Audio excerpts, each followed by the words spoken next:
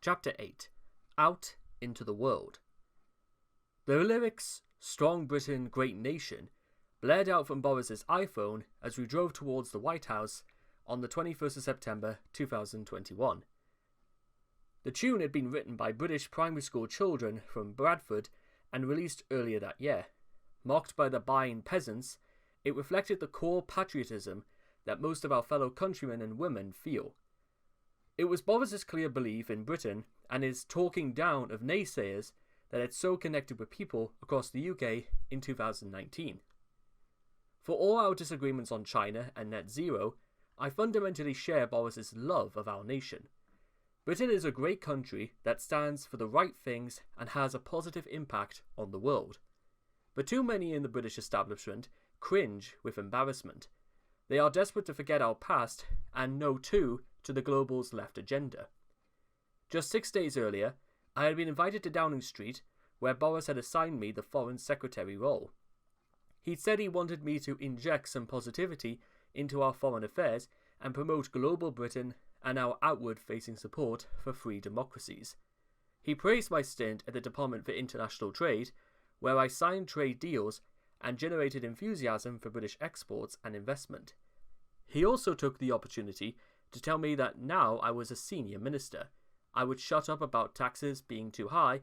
I had no intention of doing so. When I arrived at the Foreign Office, I found a demoralised bunch. My predecessor had been a hard taskmaster, and it's not much fun being in the Foreign Office during COVID, when drinks receptions are cancelled and travel is replaced by Zoom calls. The fallout of Biden's hasty withdrawal from Afghanistan weighed heavily on them. They had been blindsided and disappointed by the fall of Kabul and subsequently catechized in the media. Although they had recently regained control of international aid, there was a general sense of declining prestige, as the Foreign Office had lost other key responsibilities like trade policy. This was a shame. I was immediately impressed by the caliber of many of the officials. There were hidden depths to their work, from those who had supported the Baltic states to overturn Soviet rule in the 1980s, to agents who had provided vital intelligence to disrupt authoritarian regimes. I now had responsibility for the Secret Intelligence Service MI6, including approving their most contagious and risky operations. I have huge admiration for what they do. Unfortunately, these admirable tendencies were mixed up with modern government culture of risk aversion and HR infication. The hierarchy had encouraged a focus on the wrong priorities, notably a messianic zeal for net zero and hand-wringing do-goodism. There had also been poor leadership from senior ranks in the past. A case in point was Simon MacDonald, the former permanent secretary who had recently admitted that the day after the Brexit vote in 2016, he had told everyone in the organisation that we'd voted for Remain and he had commiserated with them all. This approach encouraged others to allow their personal views to affect their work. The Foreign Office had been undermined for years by governments that hadn't taken foreign affairs seriously enough, exasperated by a media that also did not do so. The Labour governments under Blair and Brown were embarrassed by the existence of our overseas territories, which they thought of as relics of empire, and were generally apologetic about Britain's place in the world. This attitude has sadly become endemic. Successive prime ministers watched as the crown jewels that were our historic embassies were sold off to fund a bloated domestic budget, particularly a growing welfare state. When I was Chief Secretary to the Treasury and Boris was Foreign Minister, we fought Chancellor Philip Hammond to keep our Bangkok embassy. But the historic building and its gardens were flogged off to the highest bidder, and our diplomats relocated to a tower block. The opulent grounds of the Singapore High Commissioner's residence were sold off, and the residence now sits on a patch of land resembling a postage stamp. I'd watched in horror from the Department for International Trade as the Treasury had tried to sell off the Tokyo embassy. This jewel in the crown of the estate was across the road from the Imperial Palace in Tokyo, and an important part of Japanese and British history. I felt so strongly about keeping it that I demanded the sale to be stopped in the meeting with Boris where he appointed me Foreign Secretary. He agreed, but feared it might be too late to unpick the deal. In the end, I was able to save the historic embassy building itself, with its impressive facade, but a swimming pool and staff quarters were sold. We could have stopped the sale altogether, but Rishi was clear with Boris that the £1 billion would have to be found elsewhere, and Boris caved. Ironically, the one historic embassy the Treasury could not dispose of was the one in Moscow, across the river from the Kremlin, as it is on a lease from the Russian government. This whole exercise in selling off the family silver was driven by the Treasury's usual pettifogging attitude. And for what? The capital receipts from flogging off these sites were perhaps a little north of £1 billion overall. When you consider that the NHS spends that sum in a matter of days, it's not exactly a huge amount. Yet those grand historic embassies are gone forever. Britain's history was just thrown away. It's the epitome of knowing the price of everything and the value of nothing. This abacus accounting is compounded at the Foreign Office by that persuasive sense of embarrassment about the British Empire and our history. Yet, you cannot escape that history at the Foreign Office building on King Charles Street, previously home not just to the Foreign Office, but also to the Colonial Office and the Indian Office, with its Durbar Court and the Indian Council Chamber. There is even an office that has 2 matching doors on either side, designed so that 2 Indian princes of equal rank could enter at the same time. Some see the place as a relic. My view, it is part of who we are. The building has been neglected. While some of the major features have been carefully preserved, there are still large parts of it that are distinctively shabby. The statues on the outside of the building are crumbling. I had an idea that we should renovate it and commission new statues of great British heroes, but I was told that if we wanted to do that, we would have to sell off even more overseas embassies. This neglect is in stark contrast to the Treasury building next door, which was given a massive renovation under Gordon Brown, with modern offices constructed and historic features restored. Such short-term technocratic thinking has combined with the degradation of British history to make officials in the Foreign Office the most brow-beaten civil servants in Whitehall. They've been told for years they're not as important as the Department for International Development, that no one cares about foreign policy, and that international relations can now be run from number 10. Why do we need all these ambassadors and embassies when we can just do video calls? Who cares if the Bangkok embassy is in a colonial mansion or a rented tower block? Well, as a matter of fact, those countries care, and so should we. Thankfully, funding for the Foreign Secretary's official country residence, Sheving House, is not controlled by the Treasury, but by the Sheving Trust. It was nevertheless a battle to get my hands on it. It turned out that Boris had tried to soften the blow of my predecessor, Dominic Raab's demotion to Justice Secretary, by promising him he could retain the use of Sheving. I wasn't going to accept that. This was particularly a matter of Sheving is used by the Foreign Office to host foreign ministers and visiting delegations from overseas. However, it was also a matter of principle. I was the Foreign Secretary, and the House went with the job. Eventually, a compromise was reached in which Raab and I would have access to Sheving on a timeshare basis. It was like an exalted student flat share. I'd arrive for the weekend and find protein shakes labelled Raab in the fridge. It probably wasn't necessary. I was unlikely to have ever taken them. When I gave my first all-staff meeting in the Locrano suite at the Foreign Office, I said I wanted to see pride in our country and our diplomatic service reflected at all levels of the organisation. We had to get closer to our friends and develop a network of liberty, with like-minded allies in the US, Europe, India, and the Asia Pacific. And we should be much more hard-nosed with totalitarian regimes, principally China, but also Russia and Iran. I wanted us to have pride in what Britain is and has been. We've all had a tremendously positive impact on the history of the world. We are one of the globe's largest economies, and we stand for free speech, the rule of law, freedom, and democracy. Those values are right, and we should be proud of banging the drum for them. This is what I wanted our diplomats and overseas officials to be thinking, rather than being faintly apologetic just for being there. I also believe Britain's national interests needed to be put at the heart of everything we did. We needed to be commercial, but in a way that supported free enterprise democracies. I found there was a squeamish attitude towards trade and commerce in the Foreign Office. It was as though they considered it a bit dirty and beneath them. In the British establishment, and hence in the Foreign Office, there was a strange combination of superiority complex and lack of confidence in Britain. They love international institutions like the UN, WTO, OECD, and the World Bank. They are generally more pro-Palestinian than pro-Israel. They are differential to the US, particularly Democrat administrations. They are very pro-EU and admire France and Germany in particular. There is more limited interest in Asia-Pacific nations and Eastern Europe. Their attitude towards Africa and India is patronistic. This, of course, is not universally true, and the extents of these opinions vary, but they are the prevailing ethos, and it can be very time-consuming to get them to change course. Israel was one of the areas where I was most at odds with the Foreign Office's view.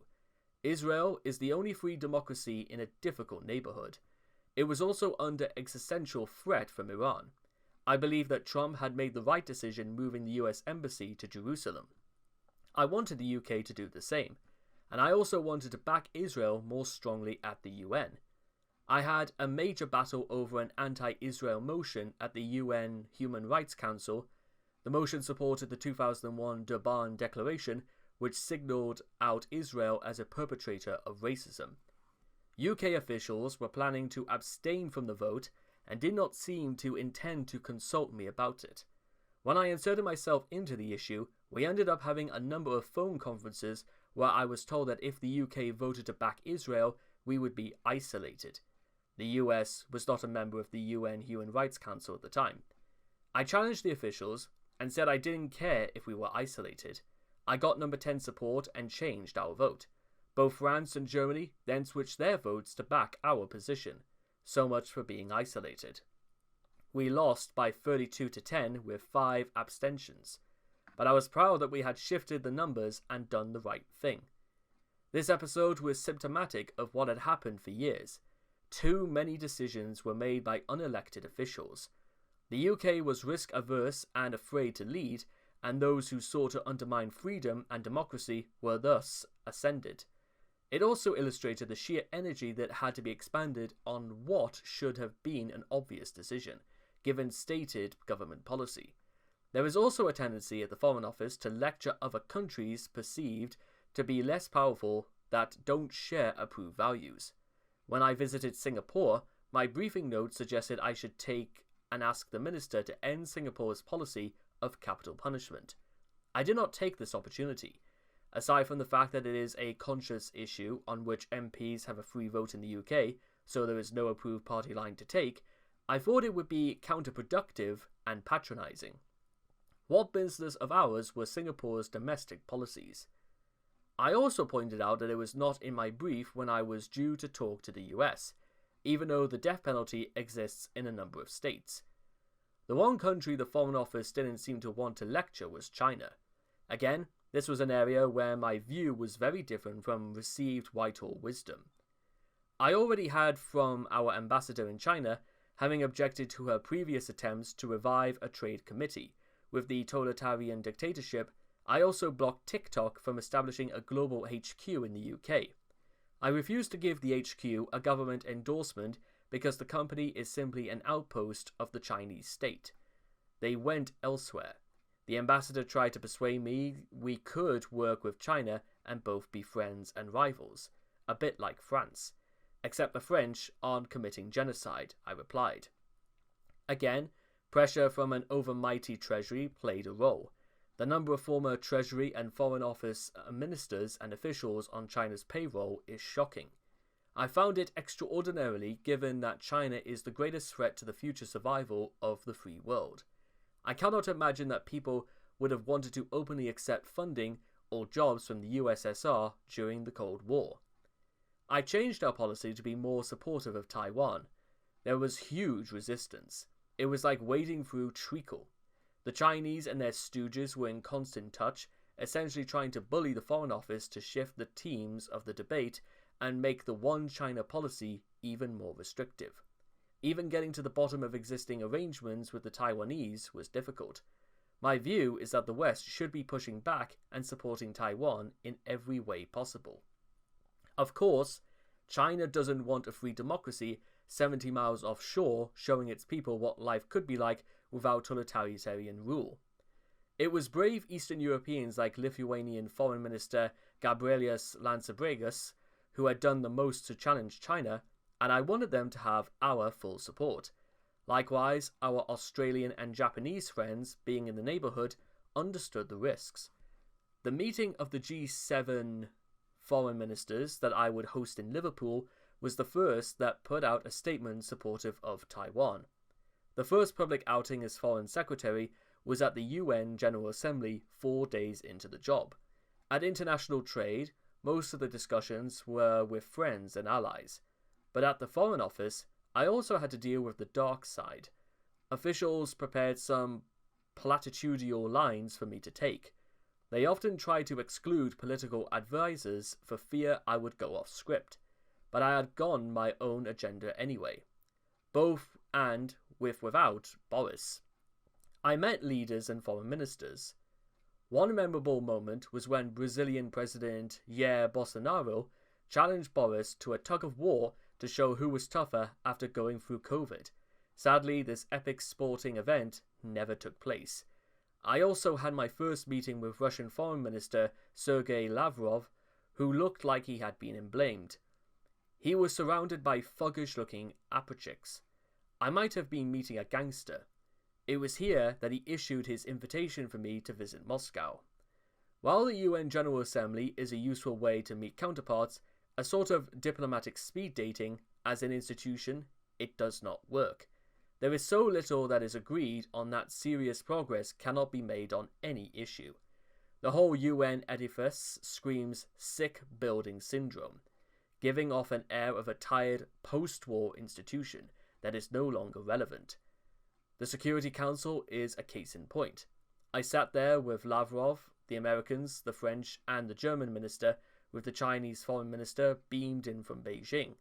How on earth were we supposed to guarantee global security when those who threatened it were the most who were among us? It was during the UN General Assembly that Boris and I took the Amtrak from New York to Washington, D.C. to meet President Joe Biden at the White House. Our meeting in the Oval Office lasted around an hour and a half, which was rather longer than we had expected. The British media is obsessed with monitoring the timing of these events and drawing spurious conclusions about the state of the special relationship. But the truth was that the length of the meeting owed more to Biden's penchant for telling extended anecdotes in response to any issue that came up. "Ah, that reminds me," he would say, as his officials looked at each other with knowing smiles. 10 minutes later, the story would end, and he would move on to something else. We talked about trade, and I finally managed to get the ban on British lamb in the US removed. I again asked the Americans to join the CPTPP to create an economic bulwark to China. Despite the lack of presidential enthusiasm for any trade deal, the British press would not stop asking about a post-Brexit agreement with the US. This was obviously not going to happen. Biden did not want to upset the Democrat base. I mentioned that the only conceivable way we might make any progress was if we somehow joined the United States-Mexico-Canada Agreement, the USMCA, given this was the only one of Trump's deals that the Biden administration actually liked. Of course, my fleeting suggestion that dominated the media. It is at the level of the deep state that the US and the UK are most closely intertwined. The degree of intelligence sharing and military cooperation between our countries makes the bilateral relationship of a particularly important one, that endures across changes of government on both sides. This has big advantages to the strategic defense of the West, but I found that the continuity also frequently spills over into the political arena. In the State Department, I could see some of the same problems that we had with our Foreign Office, minus some of the colonial guilt. The close cooperation between our intelligence and defense establishments leads many in the US foreign policy and national security establishment to believe their counterparts in Britain and other countries should fall in step with them on those issues too. They take it for granted we will follow their lead. In this way, British foreign policy risks becoming driven by the same technocracy that has captured in the US. The geopolitical impact of this can be significant when, as we were soon to experience, our enemies start to move against us.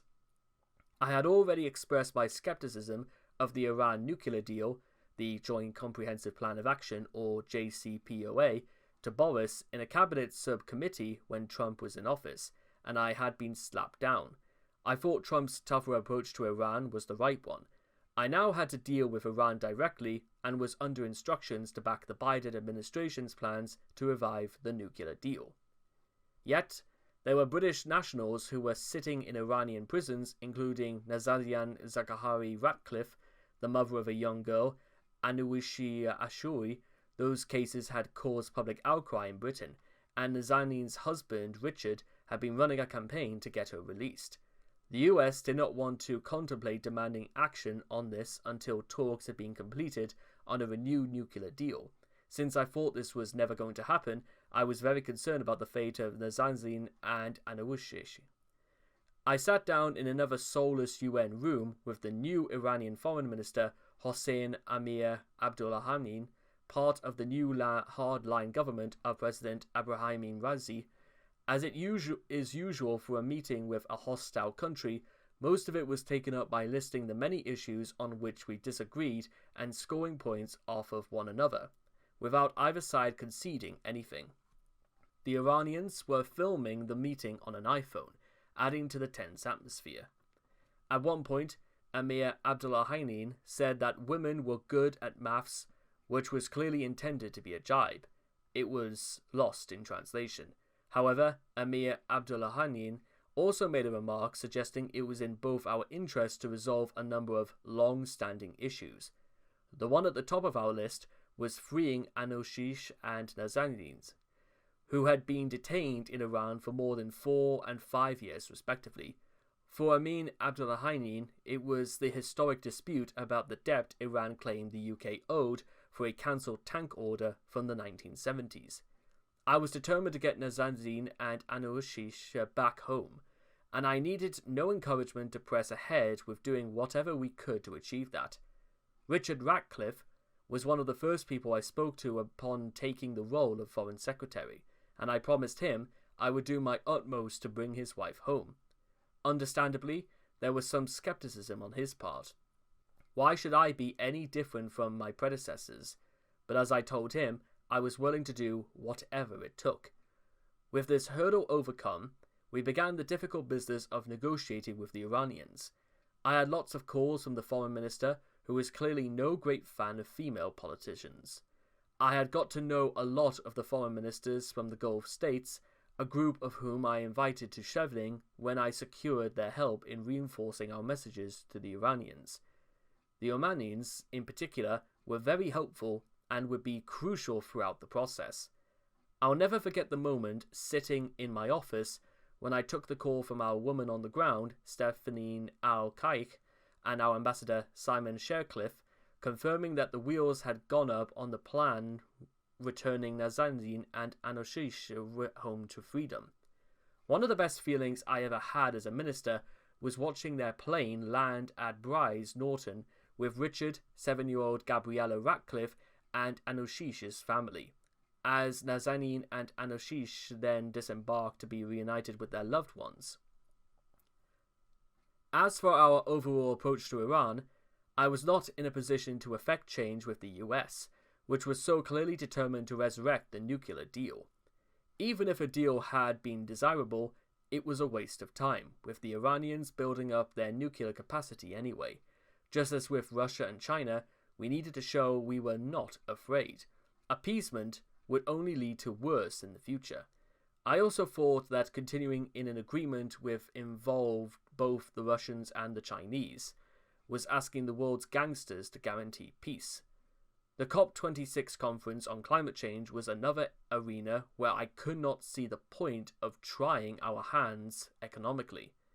Why should we let China, Russia, and Iran dominate fossil fuels? Before entering politics, I had worked for the oil giant Shell in LNG shipping, and I knew how strategic those supplies were.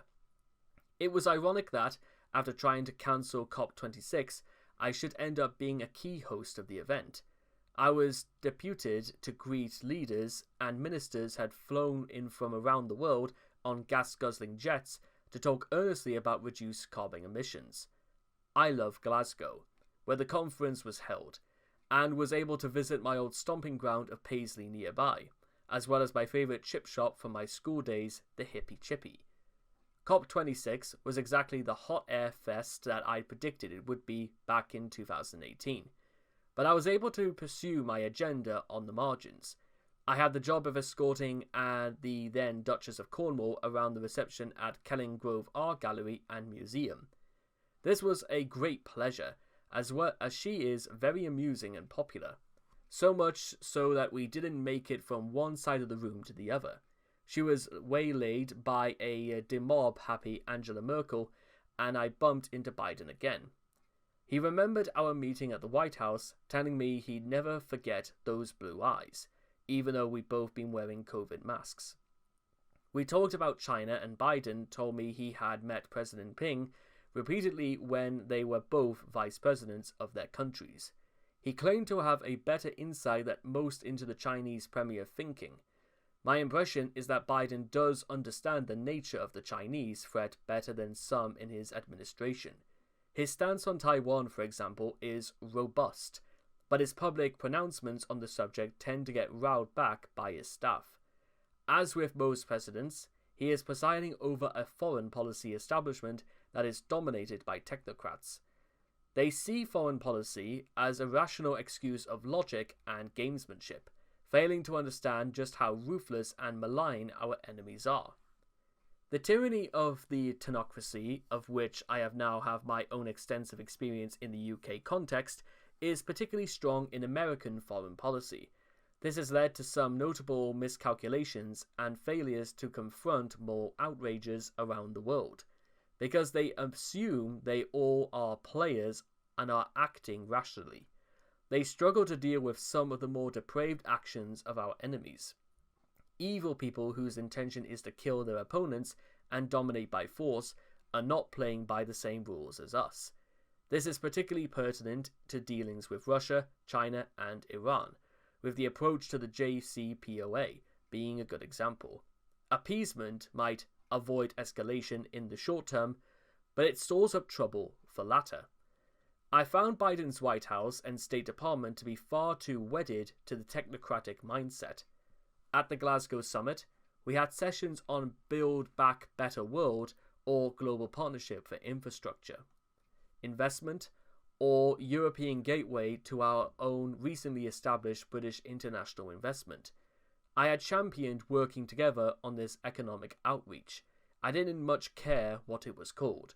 I just wanted the West to challenge China's Belt and Road Initiative, through which Beijing was effectively buying influence through its investment in infrastructure around the world for a decade. The West spends more on international development than China spends on Belt and Road. But whereas the Chinese are driven by geopolitical domination, too much of our international development money ends up being spent in a wannabe, do-good, unfocused way, or, even worse, in a way that undermines our values. It seemed crazy to me that we were spending untold millions in international aid, yet most of this was going into a general pot where China was tying countries into unpayable debt and taking control of strategic ports, technology, and infrastructure. It was clear that many of our potential allies in places like the Caribbean and the Pacific were struggling to get financing for their projects or to deal with their security concerns, and were turning to China or Russia because there was no alternative. Mia Mottley, the Prime Minister of Barbados, said Barbados had turned to China for financing as they could not get anything from the World Bank or the free world. The Solomon Islands recently signed a security deal with China. Of course, the Chinese use all kinds of inducements to get countries to sign up. I was concerned that the World Bank and other international financial institutions on which we were spending vast amounts of money, but over which we had little control, were not helping this geopolitical challenge.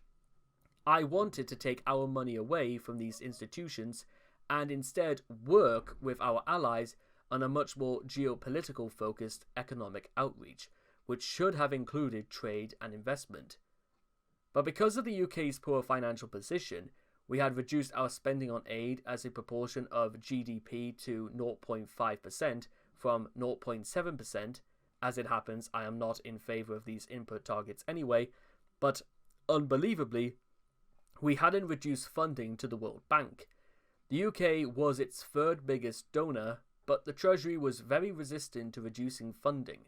I had a row with Rishi Sunak to get the World Bank contribution to be reduced as much as possible, which I eventually won. The problem is that too many former Treasury officials and ministers go on to work for the World Bank and similar institutions, so they do not want to see it deprived of funds. It's yet another body that does not serve a key purpose. I thought our approach should be to work directly with our allies, deepening our economic and defence ties and building a network of those countries that back freedom. I believe that India, the world's largest country by population, and its largest democracy, Indonesia, the fourth largest by population and a major democracy, and Australia, a long-standing ally of the UK, were key to that push. I saw the development of the coast of India of a Queen Elizabeth-class aircraft carrier complete with our new F-35 jets, conducting a joint exercise with the Indians. We have since signed a military access agreement with Japan and a cooperation agreement with Indonesia on cybersecurity. The AUKUS Pact with Australia and the US is another example of the UK demonstrating to our allies that we are prepared to show up. This, to me, is a much better use of finite resources than putting money into the World Bank's bottomless pit. With this reset of our foreign policy and the worrying build-up to a war in Ukraine, I had more than enough to get stuck into. My colleague Lord Frost had the job of negotiating with the EU on the vexed issue of the Northern Ireland Protocol, which covers a variety of unresolved post-Brexit questions relating to customs and trade with respect to the border between Northern Ireland and the Republic of Ireland. Essentially, under the protocol, EU law rather than British law applied in Northern Ireland. In addition, goods that had previously entered the Northern Ireland market freely from the mainland of Great Britain now faced red tape and delays. I was happy to leave the sorting out of this to Lord Frost. However, it was not to be. David Frost resigned on the 15th of December 2021 from his role as chief EU negotiator, leaving a vacant position. Lots of people told me not to touch it with a barge pole, that it was the Gorodian knot of British politics. But I couldn't resist. I put in a call to Boris and expressed my thoughts on what we should do to take on the EU over the unworkable and damaging Northern Ireland Protocol. Sure enough, when we were having an early Christmas lunch with my sister-in-law in Winchester a few days later, a call came through from Boris asking me to take on this new task. I joked with David Frost that it was an early Christmas present.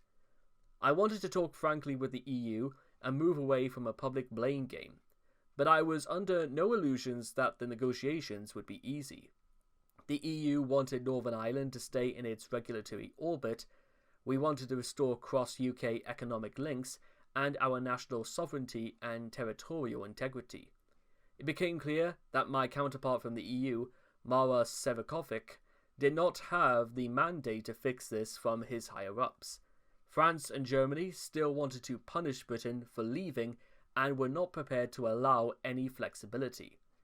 When visiting businesses in Northern Ireland, I could see that they were being forced to complete lots of pointless forms. At the same time, the unionist community felt disengaged from the rest of the UK because of the barriers to trade. This put at risk the Good Friday Agreement, which puts equal priority on the East-West relationship between Northern Ireland and the UK and the North-South relationship between Northern Ireland and the Republic of Ireland. Needless to say, there were a lot of unhelpful interventions from US politicians like Nancy Pelosi, Richie Neal, and Biden himself, who were generally on one side of the argument, doubtless egged on the Irish embassy in Washington. After a particularly tense discussion in Brussels, Boris told the European Commissioning President Ursula von der Leyen that the UK was going to act unilaterally since we were making no progress due to the EU's inflexibility. I told Srkovic the same, and I then prepared a law to be put through Parliament with Attorney General Suella Braverman. This became the Northern Ireland Protocol Bill and used the doctrine of necessity to overcome international law issues. It was resisted by those in Cabinet who wanted to maintain the status quo, namely Ritchie and Michael Gove. However, Suella made a powerful case at the subcommittee, and we won through. The only way we were going to restore the sovereignty and territorial integrity of the UK and Northern Ireland was to press ahead with the bill. We got it through the second reading in June and were prepared to use the Parliament Act to pass it. This essentially meant the House of Commons could overrule the House of Lords after 1 year if the Lords continued to object to a piece of legislation. Given that the unelected House of Lords was particularly hostile to the bill, this was likely going to be necessary.